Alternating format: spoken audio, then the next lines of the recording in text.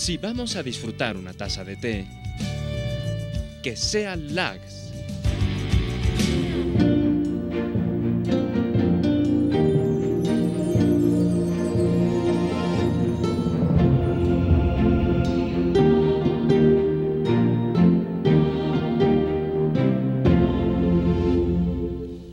La orden militar del Temple, la orden de los Caballeros Pobres de Cristo, también conocidos como Caballeros Templarios, llegó a ser la orden más poderosa, militar y económicamente de su tiempo. Sin embargo, fueron disueltos. La orden la disolvió el Papa en contubernio con el rey de Francia. Hoy, además de revisar la caída y el juicio a los caballeros de la Orden del Temple y su disolución, y además de ver aquí en este mismo programa los pergaminos que son las actas del proceso seguido a los templarios, hablaremos también sobre otra orden que inició siendo una orden hospitalaria y que tuvo que emprender acciones militares en defensa de la cristiandad.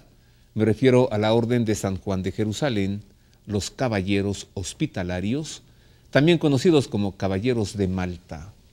Hoy en este programa, la Orden del Temple y la Orden del Hospital, la caída de los templarios, su proceso y además los inicios, el auge, el desarrollo de los hospitalarios en su isla, en Malta, y sus acciones hoy en día, ya que si bien los templarios fueron disueltos, los hospitalarios tienen vigencia. Todo esto y más. Un grande gusto saludarle, qué bueno que está con nosotros, quédese en la libertad de creer. Comenzamos con el tema la caída de los templarios, pues en el programa anterior le presentamos sus inicios y su apogeo. ¿Cómo es que esta orden tan poderosa militar y económicamente tuvo una decadencia? ¿Y por qué fue perseguida? ¿Y por qué acusados de herejía? ¿Y por qué su gran maestre, Jacques de Molay, quemado en la hoguera? Conozca.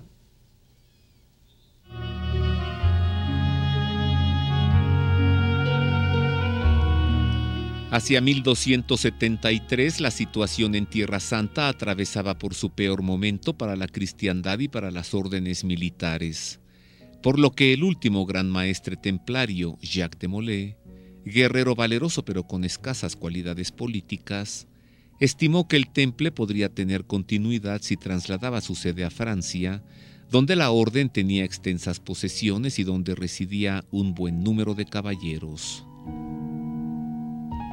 La orden despertó recelos en el rey Felipe IV, quien sabía que el poderío militar y económico de los templarios era mayor que el de toda Francia. Mientras las naciones europeas veían hundirse sus negocios con la pérdida de Tierra Santa, la orden, en cambio, gracias a sus grandes posesiones, no sufría los efectos de la crisis económica. Pronto, el rey Felipe el Hermoso se encontró con grandes deudas económicas contraídas con la Orden del Temple, que además constituía una especie de ejército privado dentro de la nación francesa. El gran maestre Jacques de Molay, como la mayoría de los valerosos caballeros, no sospechó nada cuando en 1305 Felipe IV empezó a poner en práctica un plan para desmantelar a la orden, arrestando a antiguos templarios para extraerles, bajo tortura, confesiones que utilizaría para difamar a la orden. El 13 de octubre de 1307, las tropas del rey cercaron la sede de los templarios en París, quienes no se resistieron respetando el antiguo pacto de no levantar la espada contra naciones cristianas. Los esbirros y sicarios de Felipe el Hermoso torturaron en París a 138 templarios ancianos con terrible saña, de quienes 135 confesaron los crímenes que pretendían escuchar sus inquisidores. Los otros 3 murieron antes de que se les lograse arrancar confesión alguna. Las torturas se llevaron a extremos infames contra templarios ancianos y convalecientes de las heridas de Tierra Santa.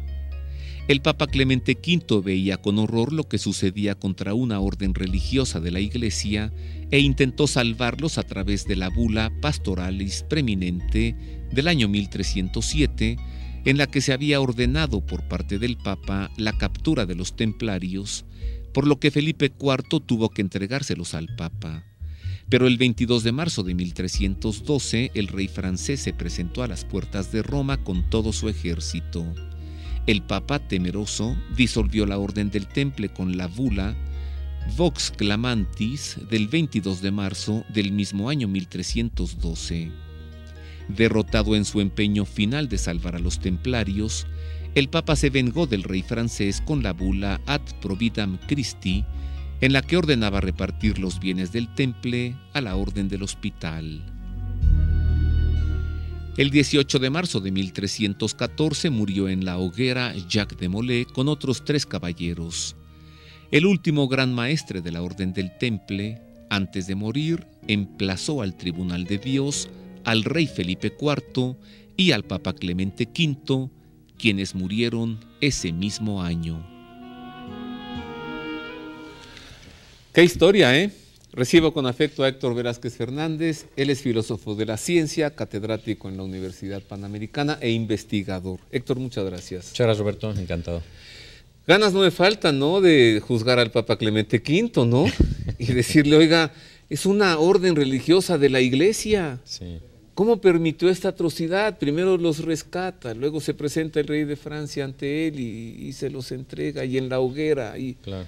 ¿Cómo explicar esto, Héctor? Bueno, nada de esto sucede por casualidad, ¿no? Hay una serie de contextos históricos, culturales, hasta filosóficos y teológicos detrás de este momento. Habían ya sido 200 años de una orden que, como tú dijiste y ya se ha transmitido antes en tu programa, de independencia de gestión, de poder económico, independencia respecto de los obispos, independencia respecto de la autoridad civil y eclesiástica, directamente dependientes del Papa. Y en un momento en 1300 en que ya a nadie le interesaba recuperar lugares santos, la cruzada emprendida por San Luis de Francia fue en ese tiempo para recuperar Egipto, no para recuperar Tierra Santa, y además perdió, etcétera. Entonces ya era un movimiento que fue presa quizá demasiado de su historia y lo que había acumulado. Y entonces, en un momento así, donde además, como decía bien la nota, el rey necesita capitalizarse y los bienes eran sustanciosos de esta orden, y además los templos que ya habían acumulado, etcétera. Se está todo el terreno para que presionaran al Papa, que había sido apoyado de hechura francesa, Clemente V, y entonces presionaran. Claro que no de una manera de maquinar, o sea, no hay elementos para decir que el Papa haya maquinado, ni mucho menos una cosa de estas, pero quizás sí faltó más análisis, más protagonismo para evaluar si vale la pena hacer un juicio de disolución contra esta orden militar. Y se planteó así, se planteó con 2 acusaciones importantes, como ocurriría posteriormente en el caso de Santa Juana de Arco, una cosa muy semejante. Bueno, pues ellos son acusados de herejía, de atacar sus principios que habían sido los que los originaron, de fidelidad a Cristo, fidelidad a la Iglesia, acusados de que en lo oscuro llevaban una doble vida, de renegación del cristianismo, de escupir al Cristo, etcétera, etcétera. Y por otro lado también de sodomía, de homosexualidad, etcétera, que era un poco el otro contexto, porque ellos eran militares, la virilidad propia del militar era uno de sus prestigios. Entonces digamos que atacaron las 2 vías, ¿no? Una acusación de herejía hacia la fidelidad a la Iglesia y una acusación de sodomía hacia la fidelidad al espíritu militar, ¿no?, monacal. Entonces esas fueron las acusaciones, y bueno, se les negó cualquier capacidad o propiedad de poder apelar a una autoridad papal. De todas maneras, el Papa consintió en que esto fuera más adelante, y al final, hace pocos años, en el 97, se pudo recuperar una serie de textos y documentos con una especie de expediente que presentó el Vaticano sobre el proceso de los templarios, donde aparece un documento de Clemente V, donde él, antes de la bula con la cual se disuelve esa orden, había expresado la inocencia del Temple. Entonces, de alguna manera, la verdad histórica, ya evaluada con ojos contemporáneos, etcétera, pues más bien se carga hacia intrigas palaciegas, intrigas de interés, etcétera, más que a una justicia de orden moral, ética, etcétera, que fue lo que se apeló en ese momento, ¿no? Es increíble, Héctor, que el Papa reconoce la inocencia de los templarios y acaban en la hoguera. El gran maestre y muchos de ellos. Sí, claro. Y cómo les hacen firmar herejías a partir de torturas espantosas, ¿no? Sí, hoy se sabe que el Papa no había aceptado, no había creído en la acusación de herejía.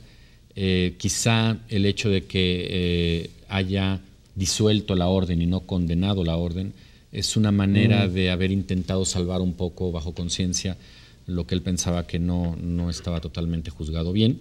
Sin embargo, se disolvió, ¿no? La orden del Temple fue disuelta no por herejía, sino por no fue condenada de herejía, es un desprestigio, digamos, público, moral, global, público, etcétera, inutilidad también militar, y a la cristiandad, pues porque los lugares santos ya no era interés recuperarlos, ¿no? Y el rey de Francia se queda con sus posesiones, pero el Papa como que le pone un límite, ¿no? Porque entrega todas las posesiones templarias a los hospitalarios. Así es, exactamente. Que es otro tipo de orden, ¿no? Que también en algún momento tomaron las armas, ¿no? Para proteger peregrinos, pero esta gran orden de caballería, de nobleza, de nobleza cristiana, ¿no? Que marcó tanto a la cristiandad durante 200 años, bueno, pues finalmente se extinguió y tristemente lo que le suena al mundo contemporáneo son remedos, son intentos de restitución de un espíritu que ya no es el mismo. Claro, ¿no? Terminó. Los más altos ideales del caballero terminaron. Así es. Muchas gracias, Héctor. Gracias, Roberto. Qué amable eres. Encantado. Vamos a avanzar y enseguida le voy a presentar a usted, mire, precisamente esos documentos de los que nos hablaba Héctor Velázquez Fernández, esos pergaminos que ahora están abiertos a todos los historiadores y que dan cuenta del proceso que se siguió a los templarios.